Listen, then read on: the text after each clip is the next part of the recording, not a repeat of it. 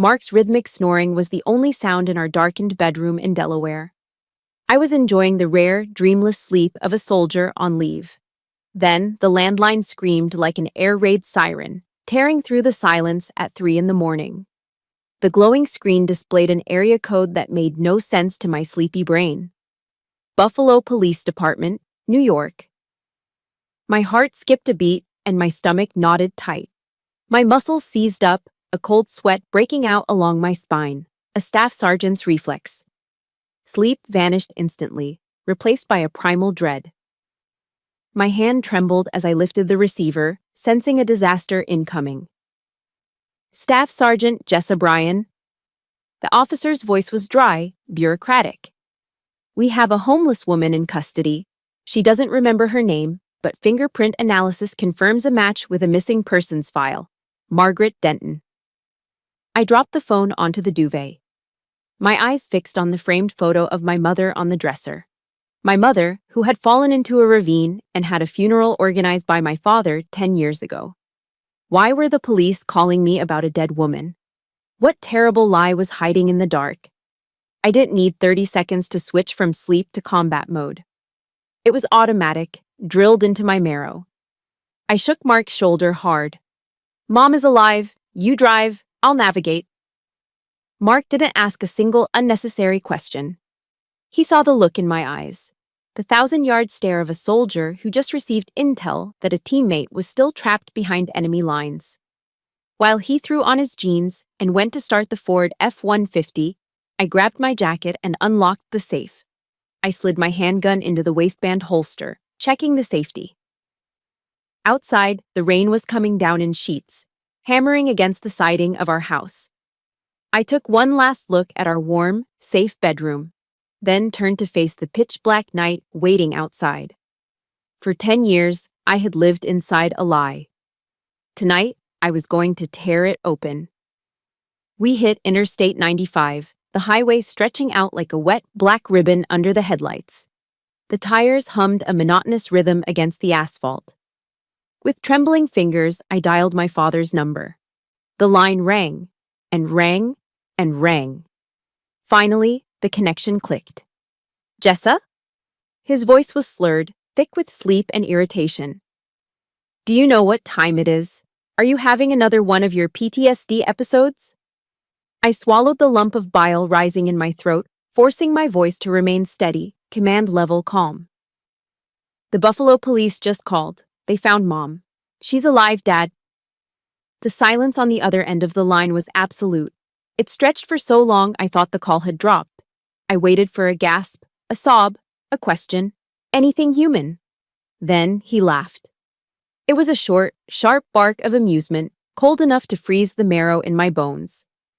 You are insane, Lewis Denton said, his voice dripping with contempt. Your mother is a dried-up corpse at the bottom of a ravine. She has been dead for 10 years. Do not bring your drama and your hallucinations to my doorstep. I am hanging up. The dial tone buzzed in my ear like a knife twisting in a wound.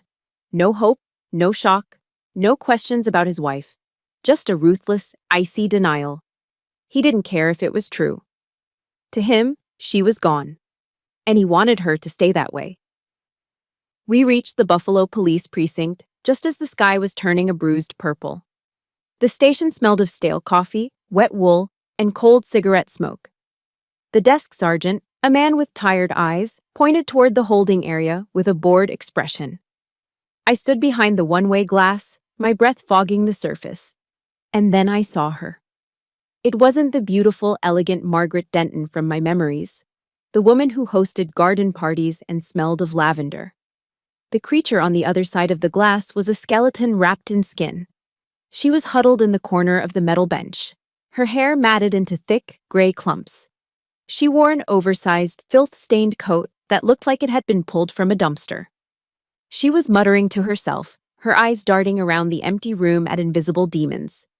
My heart shattered into 1,000 jagged pieces. This was the woman who taught me how to tie my combat boots. This was the woman who sang me to sleep when I was afraid of the thunder. Now she was a discard pile. Society had thrown her away like trash. I pushed through the door. The smell hit me instantly. urine, unwashed skin, and decay. But I didn't flinch. I walked over and knelt on the dirty linoleum floor in front of her. "Mom," I whispered, my voice cracking. "It's Jessa. I'm here to take you home." She didn't look at me. Her eyes were milky and vacant, staring right through my chest as if I were a ghost. But when I reached out and took her hand, a hand that was rough, cracked, and blackened with grime, she didn't pull away. Mark helped me guide her out to the truck. His jaw was set tight, his eyes filled with a deep, sorrowful pity as he looked at her. We left Buffalo as the dawn broke, painting the gray sky with streaks of blood orange. The drive back to Delaware took 4 hours. We stopped at a gas station, and Mark bought a cheap cheeseburger. I handed it to her in the back seat. Mom didn't eat it, she devoured it. She tore into the meat and bread with the desperation of a starving animal, crumbs falling all over the pristine leather seats of the truck. I watched her through the rearview mirror, tears streaming silently down my face. Then, I saw it. She stopped halfway through.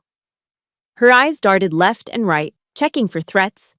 With trembling hands, she wrapped the remaining half of the greasy burger in its foil wrapper and shoved it deep into the pocket of her ragged coat. She patted the pocket, securing it, as if she was terrified someone would come and snatch the food from her mouth. My grip on the door handle tightened until my knuckles turned white. For 10 years, my mother had been fighting for scraps, living like a hunted animal, terrified of starvation. Meanwhile, Louis Denton, my father, had been living in a mansion, driving luxury cars, and sleeping on a mattress stuffed with insurance money. He knew. Deep down, I felt that he knew. The sadness in my chest began to harden. It burned away, replaced by a cold, white-hot fury. It was hotter than the engine of the Ford roaring down the highway. I wasn't just bringing my mother home. I was bringing a reckoning. I had just managed to get Mom cleaned up. She was sitting on the edge of the guest bed, wearing a pair of my old flannel pajamas. She looked small, fragile, but for the first time in hours, she wasn't trembling. The smell of the streets, that distinct mix of old rain and despair, was finally washed away, replaced by the scent of lavender soap. Then, the roar of an engine shattered the peace. I looked out the window. A sleek, silver Mercedes-Benz S-Class pulled into my driveway, looking completely out of place next to my muddy Ford truck. My father, Louis Denton, stepped out. He was wearing a suit that probably cost more than my entire military severance pay. But his face was twisted in a shade of red I usually associated with a stroke. Trailing behind him was Chris, my younger brother. Even from this distance, I could see the lazy, shuffling walk, the telltale sign of a man whose veins were filled with opioids. They didn't bring flowers. They didn't bring tears of relief. They brought a storm. The front door flew open. Louis didn't knock.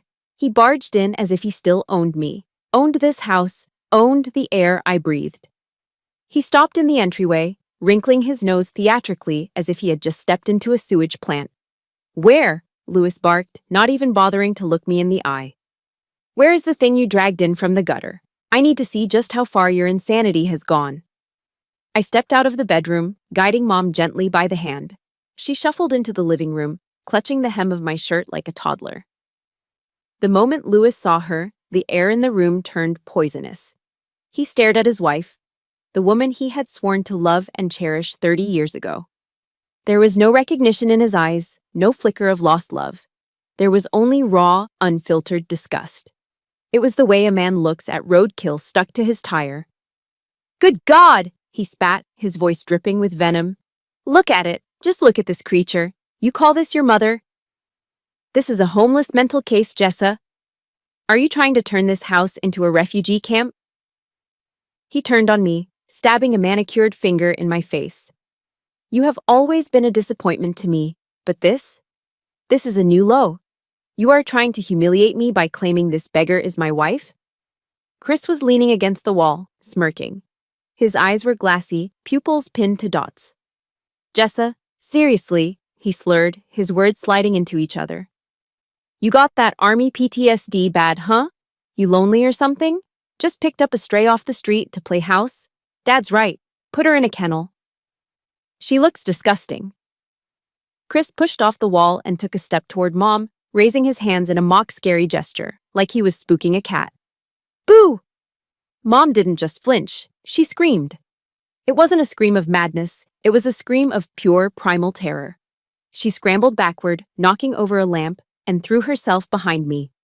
She buried her face in my back, her grip on my shirt tightening until I could feel her nails digging into my skin. She wasn't acting like a woman who didn't know these men. She was acting like a victim who recognized her tormentors. Something inside me snapped. The sadness evaporated, replaced by the cold, tactical rage I had honed in the desert. I walked over to the side table where I had placed my holster. I pulled out my Glock 19. I didn't aim it, I wasn't going to prison today. But I slammed it down onto the glass coffee table with enough force to make the entire room jump. Clack! The heavy sound of polymer and steel hitting glass silenced Chris's laugh instantly. Louis took a step back, his eyes widening. Shut up, I commanded. My voice wasn't loud, but it had the steel edge of a staff sergeant addressing a subordinate. This is my house, this is my mother, and you two are breaching my security perimeter. I stepped forward, closing the distance between me and my father until I could smell his expensive cologne masking the scent of his rot. You don't have to claim her, I said, staring dead into his eyes. But if you ever call her it, or creature, or trash again, I will forget that we share DNA. Do you understand me? Get out of my house. Now! Louis turned pale. For the first time, he saw that his daughter wasn't the little girl he could bully anymore. He straightened his jacket, trying to regain his composure, but his hands were shaking. You will regret this, he hissed, turning his back on us. You are dead to me. As the Mercedes roared away, leaving us in silence, I looked at my mother, still shivering in the corner. I remembered a verse she used to read to me from the Bible, 1 Timothy, chapter 5, verse 8. But if any provide not for his own, and specially for those of his own house, he has denied the faith, and is worse than an infidel. My father went to church every Sunday, but he was the infidel, and I was the only soldier left to guard the gate. If you felt that anger burn in your chest when he called her it, if you would stand between a monster and your mother just like Jessa did, hit that like button right now.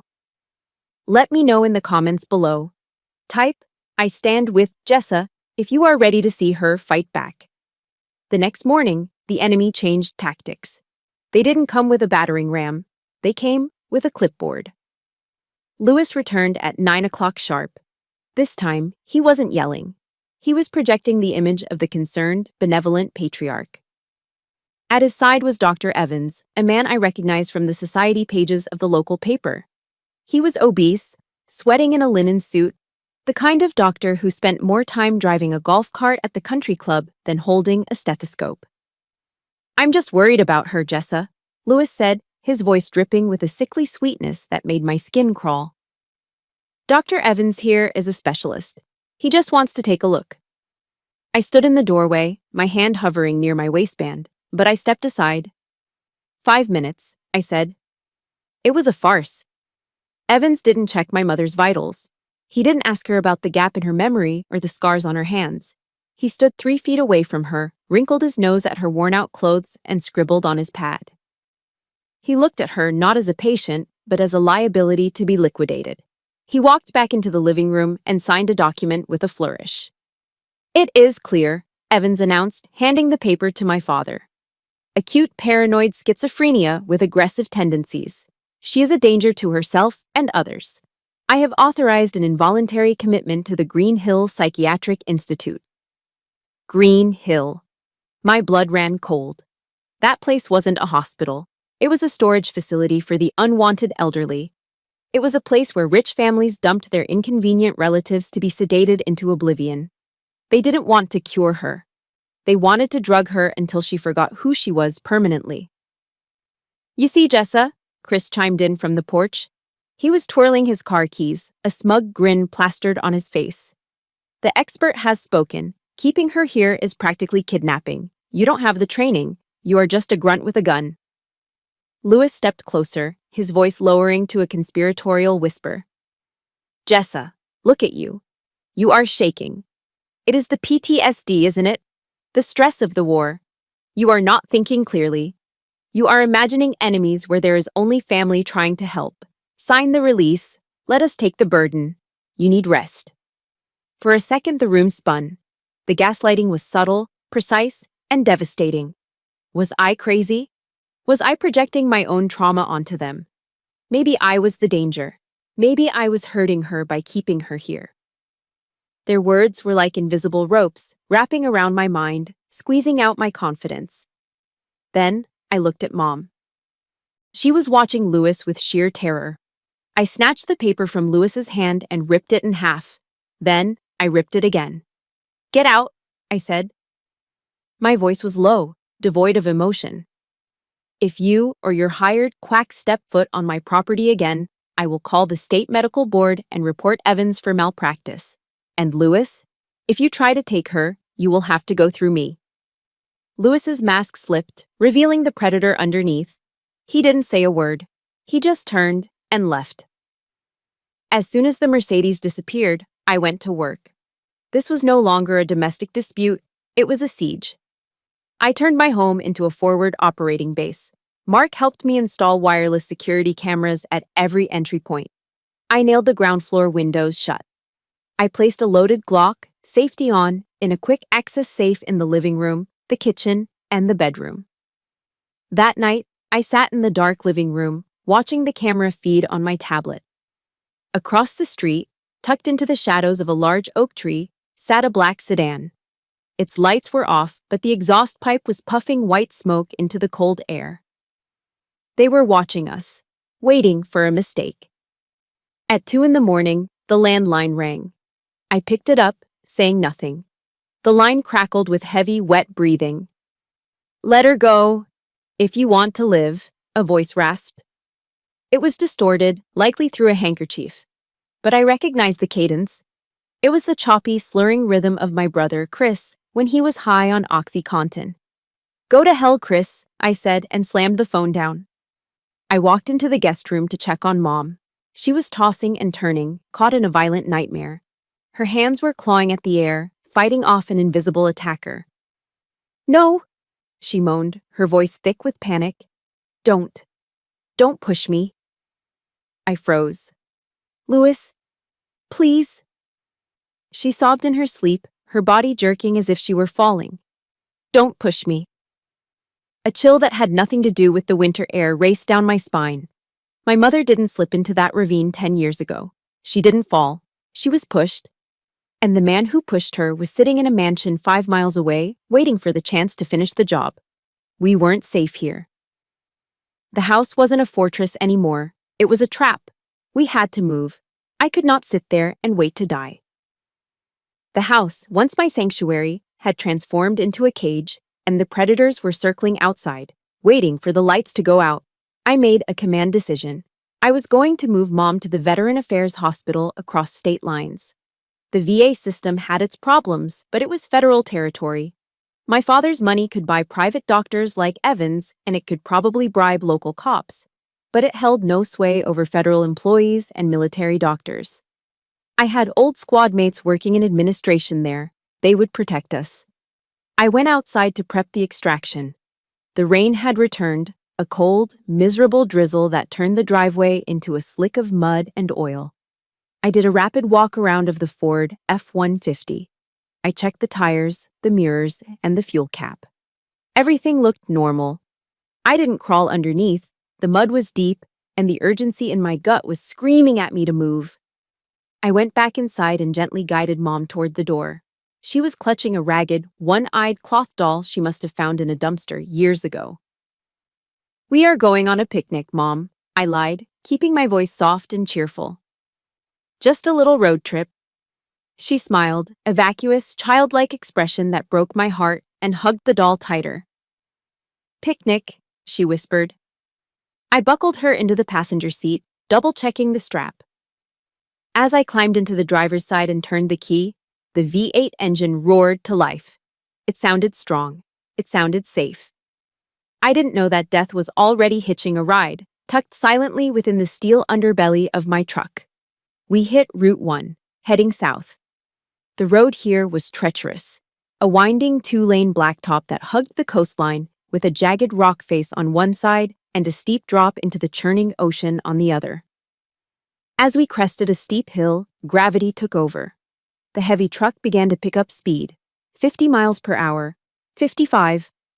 The momentum built like a freight train. I saw a sharp hairpin turn coming up, a curve known locally as Dead Man's Elbow. I lifted my foot off the gas and pressed down on the brake pedal, expecting the firm, reassuring resistance of the hydraulics. My foot went all the way to the floor. There was no resistance, no friction, just a sickening, empty thud as the pedal hit the mat. My heart hammered against my ribs, but my brain instantly snapped into combat focus. The world slowed down. The panic was there, but I locked it in a box. Pump the brakes, I thought. I pumped the pedal furiously. Nothing. The truck was a 2-ton missile now, accelerating to 70 miles per hour. Jessa, too fast. Mom whimpered, clutching the dashboard. I reached for the emergency brake lever and yanked it up with both hands. It offered no resistance. It pulled up loose and limp. The cable snapped. We were doing 75 miles per hour, and the curve was 5 seconds away. I scanned the terrain. My options were a death sentence. To the left, oncoming traffic, a line of heavy 18-wheelers. Head-on collision meant instant death. Straight ahead, the guardrail and a 300-foot drop into the Atlantic.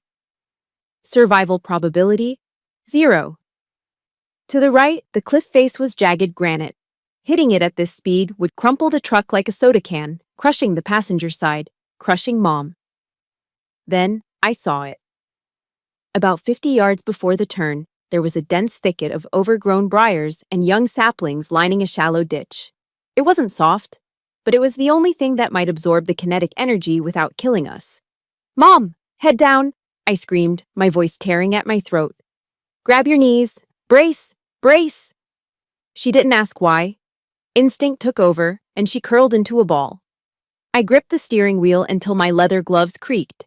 I waited until the last possible second, gritted my teeth, and yanked the wheel hard to the right.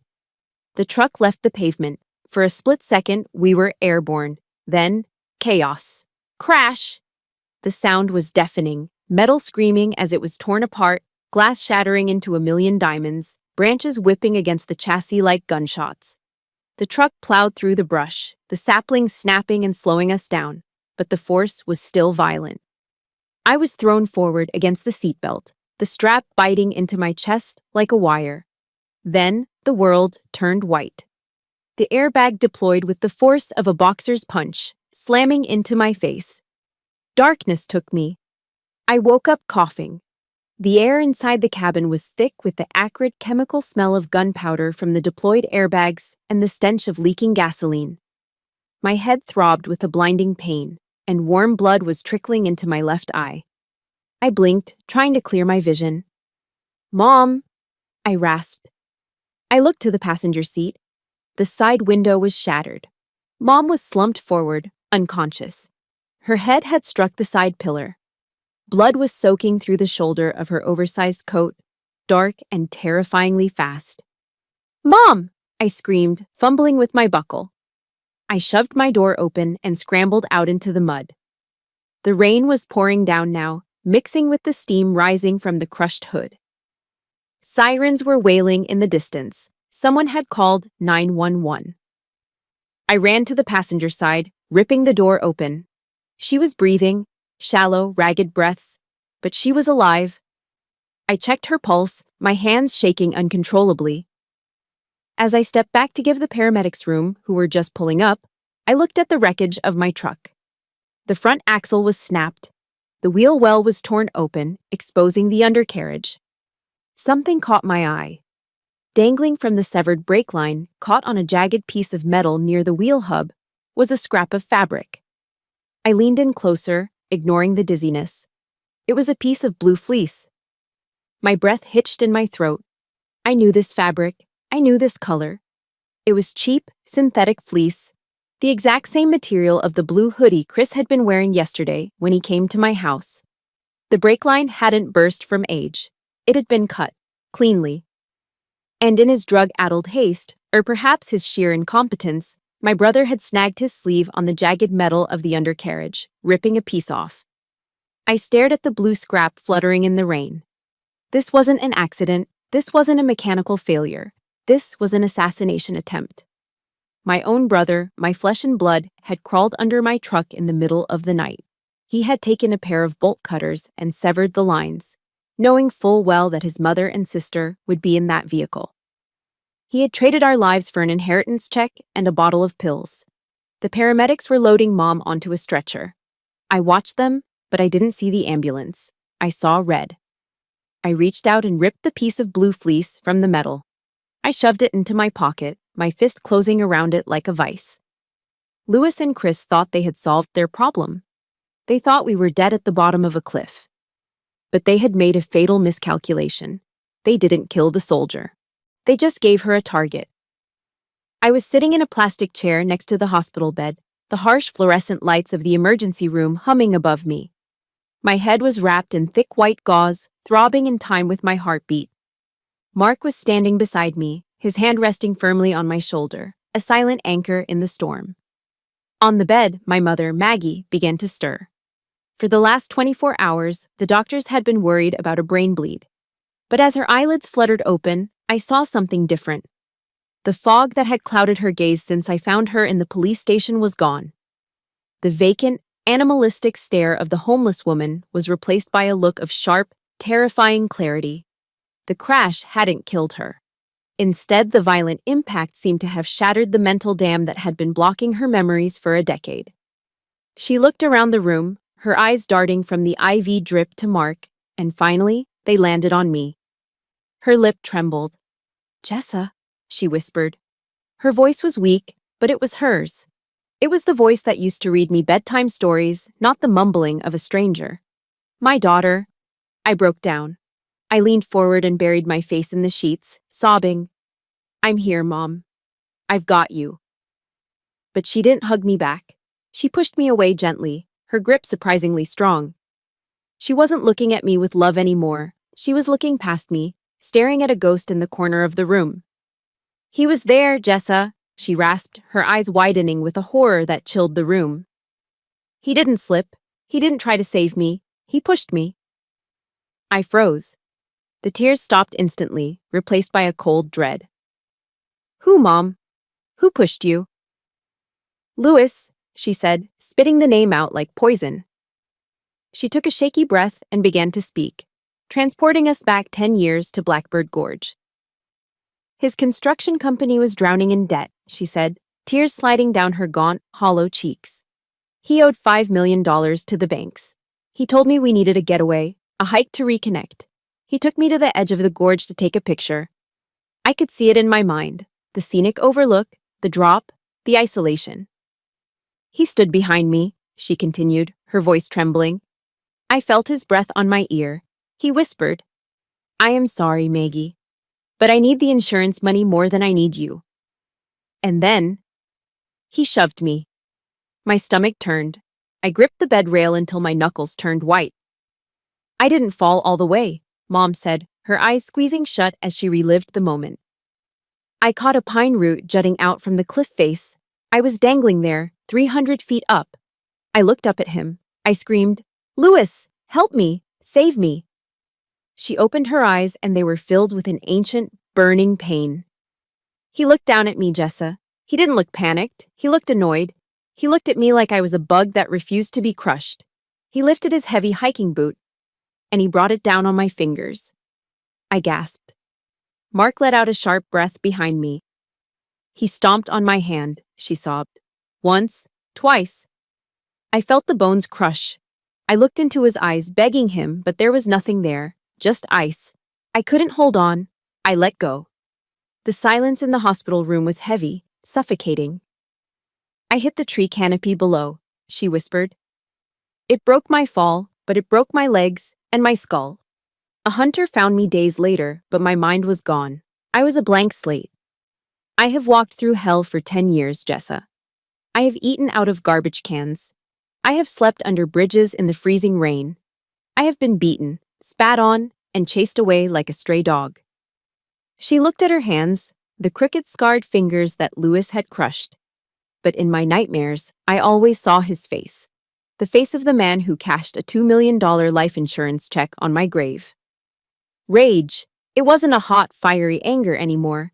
It was something else entirely. It was a cold, solid block of ice sitting in my chest. My father hadn't just abandoned her.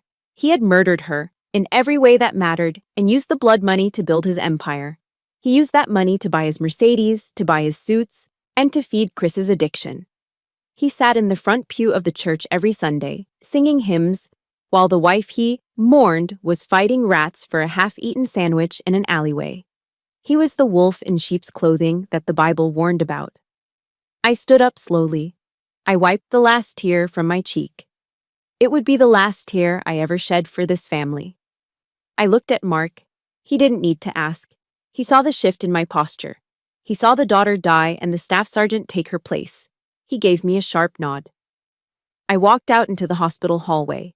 I caught my reflection in the glass of the nurse's station. My hospital gown was torn, my hair was a mess, and blood was seeping through my bandage, but my eyes were clear. They were the eyes of a predator who had just picked up a scent. "Dad," I whispered to the reflection, my voice low and dangerous. "You taught me how to shoot. You taught me how to track a target. You taught me how to destroy an enemy." I touched the cold glass. "Today I'm going to use every single one of those lessons to hunt you down." I wasn't his daughter anymore. I was the karma he thought he had buried 10 years ago. And I was coming for him. The state trooper handed me the preliminary forensic report with a grim shake of his head. "It was not mechanical failure, Ms. Bryan," he said, tapping the paper. "The brake lines were severed, clean cut. Someone used bolt cutters." I nodded, my face a mask of stone. I showed him the scrap of blue fleece fabric I had pulled from the undercarriage, but I knew that in a court of law, a piece of cloth was circumstantial. To take down a man as powerful as Lewis Denton, I needed more than fabric. I needed a confession. I called Mike Harlan, an old friend who ran a private investigation firm in downtown Wilmington. 2 hours later, he sent a secure video file to my phone. It was footage from the security cameras in the VA hospital parking lot. The video was grainy and dark, but it showed enough. At 3 o'clock in the morning, a figure approached my truck. The person was wearing a hooded sweatshirt. They didn't walk. They shuffled. There was a distinct, jerky limp to their step, a twitch in the left shoulder. I froze the video. I would recognize that posture anywhere. It was the posture of a man whose bones were itching from withdrawal. It was Chris, my baby brother. I set the trap at a rundown diner on the outskirts of town, the kind of place with sticky tabletops and coffee that tasted like burnt rubber. Chris arrived 10 minutes late. He looked like a walking corpse. His skin was gray and clammy, and there were dark, bruised circles under his eyes. He couldn't sit still. His leg was bouncing under the table, and his hands were trembling so violently that he couldn't even lift the glass of water the waitress set down. He was dope sick. He needed a fix, and he needed it bad. "What do you want, Jessa?" he mumbled, his eyes darting around the room, avoiding mine. "I got things to do." I didn't say a word. I reached into my bag and pulled out a thick manila envelope. I had stuffed it with blank printer paper, but to him, it looked like a death sentence. I slid it slowly across the table until it rested right in front of his shaking hands. "The police found the bolt cutters, Chris," I lied. My voice was calm, conversational. "They found them tossed in the bushes near the hospital entrance. They pulled a full set of prints off the handles. They are requesting a warrant for your arrest as we speak." The color drained from Chris's face so fast I thought he was going to pass out. He stopped breathing. You are lying," he stammered, sweat breaking out on his forehead. "That's impossible." "Is it?" I leaned in. "Forensics doesn't lie. They have you, Chris, unless you talk to me first." He started hyperventilating. "I wore gloves. I bought latex gloves at the hardware store. There can't be prints." Bingo. The air in the booth seemed to vanish. He realized what he had said a second too late. He slapped a hand over his mouth, his eyes wide with terror. I reached into my breast pocket and pulled out my phone, the voice recorder app still running. I set it on the table between us. Why, Chris? I asked. The anger was gone, replaced by a hollow, aching pit in my stomach. Why would you try to kill me? Why would you try to kill Mom? Chris slumped forward, burying his face in his hands. He began to sob, a pathetic mewling sound. I didn't want to, he wailed, sounding like a toddler. Dad made me do it. He said if Mom got her memory back, she would sue him.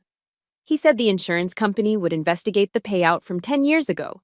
He would go to prison, Jessa. The banks would seize everything. He looked up at me, his face wet with tears and snot. He said if the money stopped, I wouldn't be able to get my prescription anymore. I can't be sick, Jessa. I can't handle the sickness. Dad said just cut the lines, just scare you off the road. I stared at him, feeling a wave of nausea. He didn't do it out of hate. He didn't do it for power. He did it for OxyContin. He traded the lives of his mother and sister for a plastic bottle of pills. He was willing to let us be crushed at the bottom of a ravine, just so he wouldn't have to face withdrawal symptoms for a weekend. This was the pride and joy Louis Denton had raised while I was getting shot at in Afghanistan. A coward, a junkie, a patricidal tool. You are pathetic, I said. My voice was ice cold. Please, Jessa, he begged, reaching for my hand. Don't give that tape to the cops. Dad will kill me. Help me. I pulled my hand away as if he were contagious. I have helped you your whole life, Chris. I defended you from bullies. I gave you money. I tried to get you into rehab. I stood up, looking down at the shivering wreck of a man in the booth. But you are not a victim. You are a predator who is just too weak to hunt on his own. You are not worthy of the name Denton, I continued. You are worse than Dad. At least Dad is evil because he has ambition. You? You are evil because you are a coward. I reached into my wallet and pulled out a $20 bill. I crumpled it up and threw it onto the table. It landed in the puddle of condensation from his water glass. Get yourself a coffee, I said. And prepare yourself, little brother. Hell is coming for both you and Dad. I walked out of the diner without looking back, leaving him sobbing over the money. I had the evidence. Now, I needed the main target. If you think Chris deserves to go to prison alongside his father for what he did, hit that like button. Do not let him get away with it. And I want to hear from you in the comments. If you were Jessa, would you have handed that tape over to the police, or would you have dealt with him yourself? Type justice if you support Jessa. I took a deep breath, visualizing the objective. This was no longer a rescue mission. It was a psychological ambush. I needed to lure the enemy out of his fortified position and into the open. I dialed my father's number. When the line connected, I pinched the bridge of my nose hard, forcing tears to well up in my eyes, pitching my voice into a register of broken, exhausted desperation. Dad? I sobbed into the receiver. It's Jessa. The accident. It was too much. What happened? Louis asked. There was no concern in his voice, only a sharp, predatory alertness. The doctors say she has massive internal bleeding, I lied, letting my voice crack. They don't think she is going to make it through the night. She's drifting in and out of consciousness, Dad. She keeps asking for you. She wants to see you one last time before she goes. There was a pause on the other end. 1 second, 2 seconds. Then Louis spoke, and I could hear the suppressed elation vibrating in his throat. Oh, good Lord, poor Maggie, I will come right away. Please, I added, delivering the bait. Bring your lawyer, Mr. Henderson. I can't do this anymore. I want to sign the power of attorney and the inheritance waiver. I just want you to handle everything. I'm done fighting. The hook was set. The line went taut. He thought I had finally broken. He thought he was coming to collect his prize. You are making the right choice, Jessa, he said, his voice silky smooth. I will be there in 30 minutes. We didn't wait at my house. That was too small, too tactical. We went to the mansion. It was the house Louis had built 10 years ago, a sprawling estate of brick and marble that sat on the edge of town like a monument to his ego. Every brick, every chandelier, every manicured hedge was paid for with the $2 million life insurance policy from my mother's death. It was a castle built on blood. I had arranged access through the sheriff, a sturdy man named Miller who had served in the Marines with Mark. He and his deputies were parked down the road, invisible in the tree line, waiting for my signal. Inside, Mark set up 3 micro cameras in the living room, hidden in a bookshelf, a flower vase, and the smoke detector. I sat Mom in the high-backed velvet armchair in the center of the room. I draped a heavy wool blanket over her, concealing her thin frame, making her look frail and fading. She grabbed my wrist, her fingers digging into my skin. "I am afraid, Jessa," she whispered, her eyes darting to the heavy oak doors.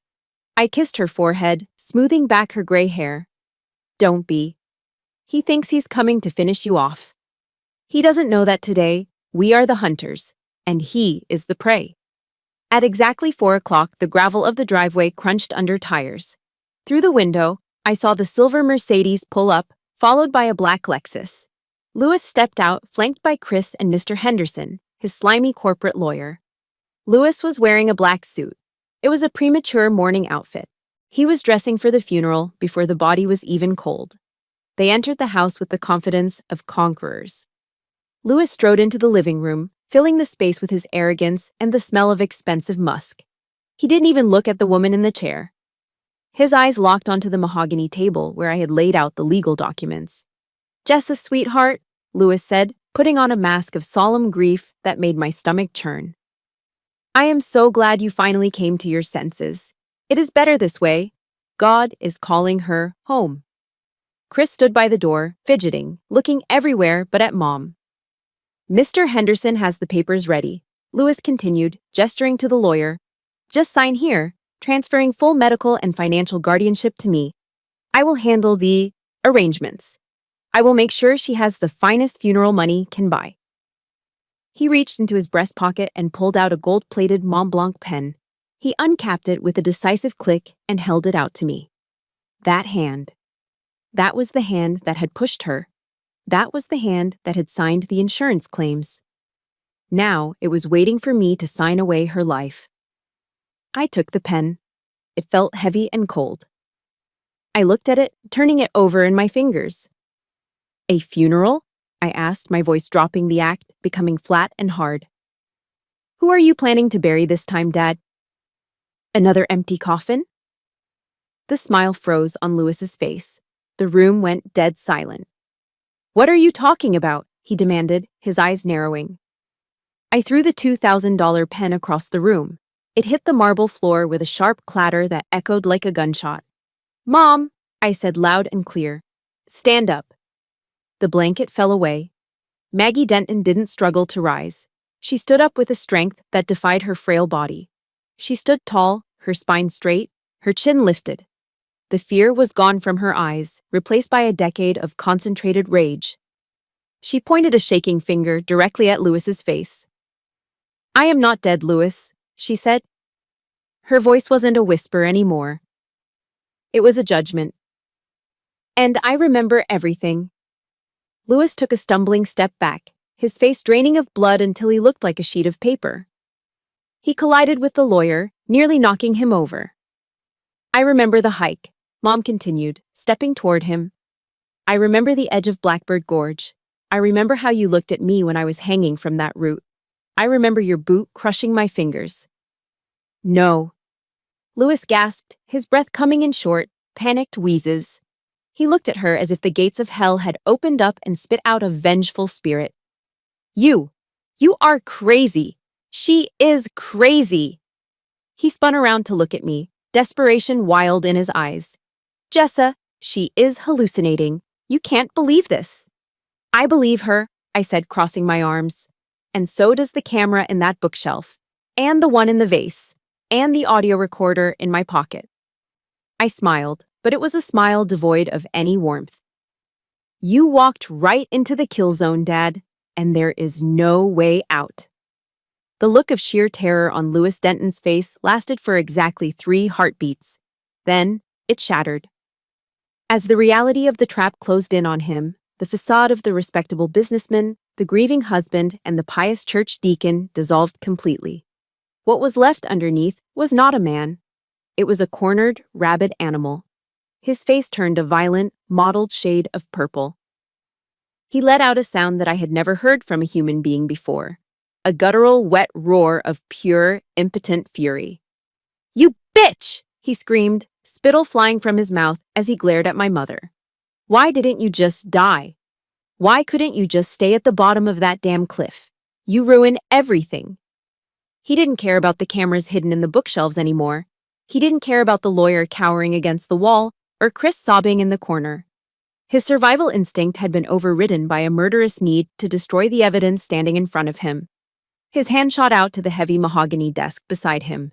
He grabbed a silver heavy-duty box cutter, the kind used for opening crates of expensive wine. With a menacing snick, he slid the razor-sharp blade out to its full length. "I will kill you," he bellowed, his eyes bulging. "I will make sure you stay dead this time." He lunged toward the armchair where Mom was standing. Mom screamed, a high-pitched sound of terror, and shrank back. Chris dropped to the floor, covering his ears with his hands and squeezing his eyes shut like a toddler hiding from a monster under the bed. He was useless. He was pathetic. But Lewis had forgotten one crucial variable. He had forgotten who was standing between him and his victim. He saw a disobedient daughter. I saw a hostile target. "Fear is a biological reaction." The voice of my drill sergeant echoed in my mind, clear as a bell, drowning out the chaos. "Courage is a choice." The world seemed to slow down. My vision tunneled. I could see the sweat beading on Lewis's forehead, the wild, erratic swing of the blade arcing toward my mother's chest. He was big, fueled by hysterical strength, but he was clumsy. He was a bully, not a warrior. I didn't retreat. I stepped into his guard. As his arm came down in a jagged slash, I executed a rising block. My left forearm slammed into his wrist, deflecting the blade away from Mom. The impact jarred my bones, but I didn't flinch. I grabbed his wrist, controlling the weapon hand. Before he could recover his balance, I drove a left uppercut deep into his solar plexus. Oof! The air left his lungs in a rush. He doubled over, gasping, his eyes crossing in pain. The knife wavered in his grip. I didn't stop. I grabbed his right wrist with both hands, twisting it violently outward while stepping behind him. Armbar. I applied maximum torque to the elbow joint and kicked the back of his knee. Lewis went down like a sack of cement, slamming face first onto the hardwood floor with a bone-rattling thud. Crack. The sickening dry snap of his rotator cuff tearing popped through the room like a gunshot. Lewis shrieked in agony, his fingers spasming open. The box cutter skittered across the floor, sliding harmlessly under the sofa. I dropped my full weight onto the back of his neck, driving my knee into his spine, pinning him to the ground. I grabbed his good arm and wrenched it behind his back. I leaned down, my lips inches from his ear, smelling the sour stench of his fear and expensive cologne. "Your power is gone, Lewis," I whispered, my voice trembling not with fear, but with the adrenaline of the kill. "You are not a king. You are just a criminal lying at my feet." Crash! The front doors burst open, splintering off the frame. "Sheriff's Department, get on the ground, now."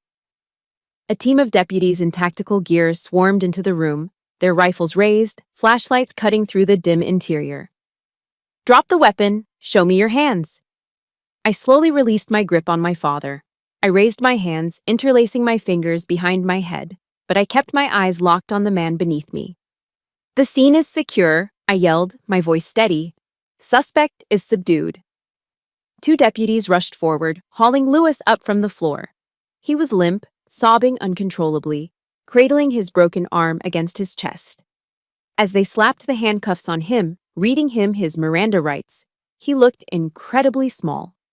The giant who had cast a terrifying shadow over our lives for a decade was just a broken, pathetic old man in a torn suit. Another deputy grabbed Chris. He didn't fight. He just went boneless, weeping openly as the plastic zip ties cinched tight around his wrists. "Jessa!" Chris wailed as they dragged him toward the door, his feet dragging on the marble. "Jessa, please. Tell them I didn't do anything. Save me. I am your brother." I watched him, feeling absolutely nothing. The pity I had once held for him had evaporated in that diner. "I have saved you 1,000 times, Chris," I said, my voice cutting through his sobs like a knife. This time, save yourself. The lawyer, Mr. Henderson, was already talking to a detective in the corner, his hands shaking as he spilled everything he knew in a desperate attempt to cut a plea deal. The room cleared out quickly. The flashing red and blue lights from the cruisers outside pulsed through the windows, painting the walls in a chaotic, rhythmic dance. Then silence returned to the mansion. I turned to the armchair. Mom was standing there, shaking. She looked at the empty doorway where her tormentor had just been dragged out, and then she looked at me. She took a hesitant step forward and opened her arms. I walked into them, and she held me. It wasn't the weak, tentative hug of the homeless woman in the police station. It was a mother's hug. Firm, protective, real. "Thank you, Jessa," she sobbed into my shoulder, her tears soaking my shirt. "You saved me. You really saved me." I buried my face in her neck, smelling the faint scent of the lavender soap we had used that morning. The adrenaline crashed, and my knees went weak. I slid down to the floor, pulling her with me. We sat there on the expensive, cold marble of the house built on lies, holding each other. I let the tears come. I wasn't crying for the loss of my father or my brother. I was crying for the victory. The monster under the bed was gone. We had won. The Denton case didn't just make the local news, it exploded across the entire country. For 3 weeks, the steps of the new Castle County Courthouse were turned into a media circus. Satellite trucks from CNN and Fox News lined the streets, their dishes pointed at the sky like hungry mouths. The headlines were sensational and ruthless. The devil in a designer suit and the wife who came back from the dead. The same neighbors who used to attend my father's summer barbecues, the same business partners who used to laugh at his jokes and drink his scotch, now lined up to spit on his reputation. They gave interviews calling him the shame of Delaware. It was a feeding frenzy, and Louis Denton was the main course. I didn't hide from the cameras. On the first day of the trial, I put on my army dress blues. I polished my brass buttons until they shone like gold and pinned my ribbons to my chest. I held my mother's arm, guiding her through the sea of flashing bulbs. I didn't need their praise, and I didn't want their pity. I just wanted the world to see the difference between a soldier and a criminal. I wanted them to know that while my father was a monster, the Denton name, at least my side of it, still stood for honor. Inside the courtroom, Louis tried to play the part of the victim one last time. He sat at the defense table, wearing a new suit that his high-priced legal team had bought for him, looking indignant. His defense was laughable. He claimed my mother was insane, that she had thrown herself off that cliff 10 years ago, and that I was a bitter, unstable daughter suffering from war trauma who had orchestrated a frame-up. He almost looked convincing. He was a master manipulator after all. But then the district attorney played the tapes. First came the audio from the diner. Chris's voice, whining and pathetic, confessing to the cut-break lines filled the silent courtroom. Then came the video from the hidden cameras in the mansion. The jury watched in stunned silence as Louis Denton, the pillar of the community, lunged at his frail wife with a box cutter, screaming that he wanted her dead. The gasps from the gallery were audible. The jury members looked at Louis not with doubt, but with revulsion. Then came the final nail in the coffin. Chris took the stand. My brother, desperate to avoid a life sentence, had taken a plea deal. He sang like a canary. He sat in the witness box, refusing to look at his father, and spilled every dirty secret Louis had ever kept. He detailed the insurance fraud, the money laundering through the construction company to hide the debts, and the years of domestic abuse that preceded the attempted murder. I watched Louis's face as Chris spoke. He turned a shade of gray I had never seen before. He realized finally that his money was useless. His son had sold him out, just as he had sold out his family. The sentencing hearing took place on a rainy Tuesday morning. The judge, a stern woman with zero tolerance for theatrics, looked down at my father over her glasses. She didn't lecture him, she just read the facts. "Defendant Louis Denton," she said, her voice echoing off the wood paneling. "On the count of attempted murder in the first degree, financial fraud, and aggravated assault, I sentence you to life in prison without the possibility of parole." Louis slumped in his chair. It was over. He would die in a concrete box. Defendant Christopher Denton. The judge continued. For conspiracy to commit murder and reckless endangerment, you are sentenced to 15 years in a state correctional facility. As the bailiffs hauled Lewis up to take him away, he stopped. He turned his head and locked eyes with me. There was no remorse in his gaze, only a deep, burning hatred. He mouthed something, a curse, but no sound came out. I didn't look away. I didn't flinch. I looked him dead in the eye, straightened my spine, and mouthed back 2 words. Goodbye, Dad. It wasn't a wish for his well-being. It was a dismissal. I was exorcising him from my soul. The court battle ended with a final judgment on the assets. Since the wealth Lewis had accumulated was largely based on the fraudulent life insurance payout from my mother's death, the court seized everything. After the banks were paid off and the debts settled, there was about $1.5 million left. The judge awarded every cent of it to Margaret Denton as restitution for pain and suffering. We sat in the lawyer's office afterward. Mr. Henderson's replacement, a court-appointed trustee, slid a check across the desk toward Mom. It is a lot of money, Mrs. Denton, he said. It is enough to buy a nice house, retire comfortably. You deserve this. Mom looked at the check. Her hands, still scarred from where Lewis's boots had crushed them, hovered over the paper. She looked at the zeros. No, she said softly. The lawyer blinked. Excuse me? I don't want it, Mom said, her voice gaining strength. I don't want a single penny of his money. It smells like blood. It smells like the ravine. She pushed the check back. Jessa, tell him. I smiled, taking my mother's hand. We have a plan, I told the lawyer. We liquidated everything. The mansion, the cars, the accounts. We took every single dollar of that $1.5 million and we donated it.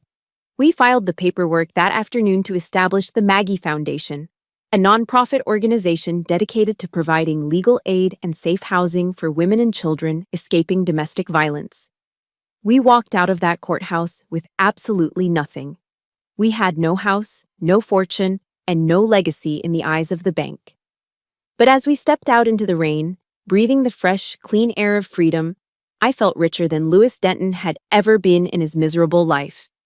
We didn't need his blood money. We had each other, and we had our honor. And that was something he could never buy. 6 months have passed since the heavy oak doors of the state penitentiary slammed shut behind my father. We traded the sprawling, blood-soaked mansion for a weathered cedar shingle cottage in Rehoboth Beach. It is small, the kind of place where the floorboards creak when you walk and the windows rattle slightly when the wind blows off the Atlantic. There is no marble foyer here, no crystal chandeliers, and certainly no gold-plated pens. But when I wake up in the morning, the first thing I hear is the rhythmic crashing of the waves against the shore, not the silence of a house built on secrets. I sat on the back porch, watching my mother in the garden. She has changed so much. The gaunt, terrified ghost who hid behind me is gone. In her place is a woman with sun-kissed skin and a few healthy pounds on her frame. She was kneeling in the dirt, humming a country song, planting a new row of flowers. They were yellow daisies. I smiled, taking a sip of my iced tea. Lewis had banned daisies from the mansion. He called them weeds and trash flowers, fit only for poor people. He only wanted imported roses that cost a fortune and had to be tended by professionals. But here, Mom was planting hundreds of them. They were bright, resilient, and wild, just like her. She looked up, saw me watching, and waved with a dirt-stained hand, her laugh carrying on the salt breeze as she chatted with our neighbor over the low fence. She was finally free. I looked down at the paperwork on my lap. It was my official separation letter from the United States Army. An honorable discharge. Yesterday, I packed away my dress blues. I folded the uniform with precision, smoothing out the creases, and placed it inside a shadow box along with my medals and my service pistol. I hung it in the hallway, not as a shrine to who I am, but as a memorial to who I used to be. I don't need to go to a foreign desert to fight for a cause anymore. I don't need the adrenaline of combat to numb the pain of my childhood. The biggest war of my life, the war for my family's survival, has been won. I picked up a textbook from the table, Advanced Cognitive Behavioral Therapy for Trauma Survivors. I have enrolled in a graduate program for psychology. I am going to use my GI Bill benefits to become a counselor. I want to work with veterans coming home with PTSD and with women like my mother who have been broken by domestic violence. I want to be the person who hands them a flashlight when they are stuck in the dark. I want to show them that broken things can be put back together stronger than before. Hey, soldier, Mark called out from the grill. Burgers are almost done. The smell of charcoal and grilled meat filled the air, the quintessential scent of an American summer. We were throwing a small backyard barbecue for Mom's 60th birthday. It was just us, but it felt like a grand celebration. I walked over to Mark. He was flipping burgers, wearing a silly apron that said, Grill Sergeant. He looked happy. Uncomplicated, beautiful happiness. I have a present for Mom, I said, but I think you should open this one first. I handed him a small white rectangular box wrapped in a blue ribbon. Mark wiped his hands on a towel and took it, looking confused. For me? It isn't my birthday. He pulled the ribbon and opened the lid. Inside lay a plastic stick with 2 distinct pink lines. He froze. The spatula fell from his hand, landing in the grass. He looked at the test, then at my stomach, then up at my eyes. Jessa? He choked out. Are you? We are going to have a baby, Mark, I whispered, tears pricking my eyes. We are going to have a family. He didn't say a word. He just scooped me up in his arms and spun me around, burying his face in my neck. Mom, seeing the commotion, ran over. When we told her, she fell to her knees in the grass, weeping with joy, kissing my hands. This child would never know the inside of a courtroom. This child would never know the sound of a lock clicking shut or the fear of heavy footsteps in the hallway. This child would grow up knowing only unconditional love and safety. This baby was the living proof that the cycle of abuse had been broken. Evil had tried to destroy us, but it had only cleared the ground for new life to grow. That evening, as the sun began to dip below the horizon, painting the ocean in shades of fire and violet, I sat alone on the porch steps. I thought about Louis Denton. Right now, he was likely sitting in a 6x8 cell, surrounded by concrete and steel. He still had millions of dollars in offshore accounts that the courts couldn't touch. But he couldn't spend a dime of it. He was the poorest man on earth because he was utterly, completely alone. He would die in that cage, with only his hatred to keep him warm. I took a deep breath, filling my lungs with the cool evening air. I remembered the words of Dr. Martin Luther King Jr., words that had carried me through the darkest nights of this deployment. Darkness cannot drive out darkness. Only light can do that. Hate cannot drive out hate. Only love can do that. I had hated my father for so long. It had been the fuel that kept me moving. But as I watched Mark and Mom laughing in the kitchen through the screen door, I realized the hate was gone. It had simply evaporated, leaving room for something better. I touched my stomach, where a new heart was just starting to beat. True honor isn't found in a medal pinned to your chest. It isn't found in the rank on your collar or the fear you inspire in your enemies. True honor is simply the act of protecting the things you love. I smiled, stood up, and walked inside to join my family. The war was over. And for the first time in my life, I was truly home. If there is one thing I want you to take away from my journey, it is this. Family is not defined by whose blood runs in your veins, but by who would bleed to protect you. Too many of us stay in toxic, abusive situations because we feel a misplaced sense of duty or fear. But remember, loyalty to an abuser is not honor. It is a prison. You have the power to break that lock.